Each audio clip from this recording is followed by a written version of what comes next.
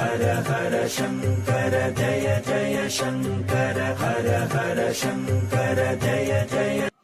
பெண் தெய்வ வழிபாடு என்பது சிறப்புக்குரிய சக்தி வாய்ந்த வழிபாடாக கருதப்படுகிறது.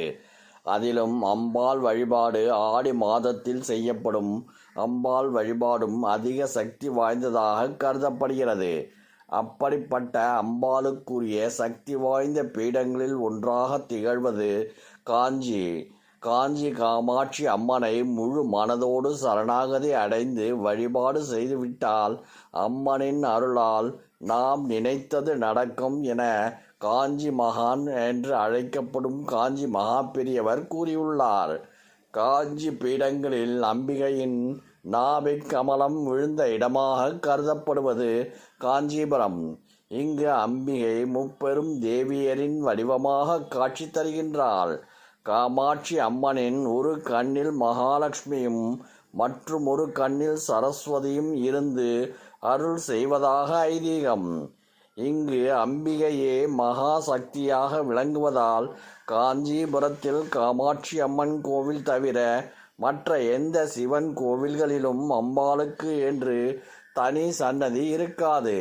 இப்படி பல சிறப்புகளையும் பேராற்றலையும் உடைய காமாட்சி அம்மனை வீட்டில் இருந்தபடியே வழிபட்டால் நினைத்தது நிறைவேறும் என்பதை தெரிந்து கொள்ளலாம். சொடுக்கு போடும் நேரத்தில் பலரது பிரச்சனைகளை தீர்த்து வைத்து பலரது வாழ்க்கையையும் மாற்றி அமைத்தவர் காஞ்சி மகா பெரியவா. இன்றும் பலரது இல்லங்களில் அவரை மானசீக குருவாக கருதி பலரும் வழிபட்டு வருகிறார்கள். அவரும் பலருக்கும் வழிகாட்டி வருகின்றார். அவர் சொன்ன மிகவும் சக்தி வாய்ந்த காஞ்சி காமாட்சி வழிபாட்டை ஒவ்வொரு வெள்ளிக்கிழமையும் செய்ய வேண்டும். தொடர்ச்சியாக 16 வாரங்கள் இந்த வழிபாட்டை செய்ய வேண்டும். இதற்கு மொத்தம் 16 அகல் விளக்குகளை எடுத்துக்கொள்ள வேண்டும். வெள்ளிக்கிழமை அன்று காலையிலோ அல்லது மாலையிலோ இந்த வழிபாட்டினை செய்யலாம். இதற்காக வீட்டின் பூஜை அறையில் ஒரு இடத்தை தேர்வு செய்து அந்த இடத்தை பன்னீர் தெளித்து சுத்தம் செய்து கொள்ள வேண்டும். அந்த இடத்தில் பச்சரிசி மாவினால் கோலம் போட்டு காமாட்சி அம்மனின் படத்தை வைத்து கொள்ள வேண்டும்.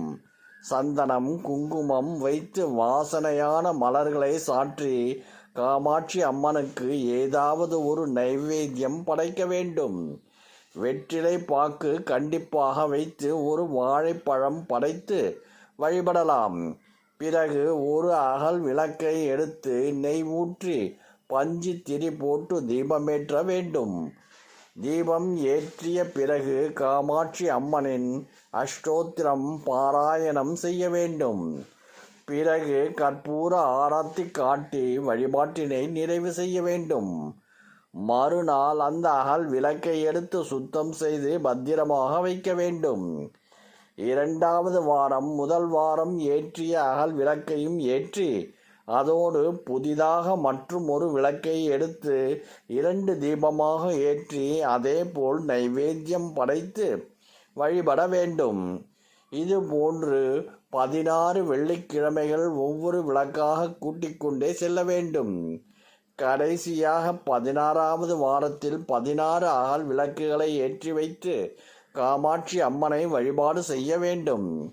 கடைசி வாரம் தங்களால் முடிந்த அளவு பிறருக்கு தானம் பிரசாதம் அதிகமாக செய்தோ தானமாகவோ வழங்க வேண்டும்.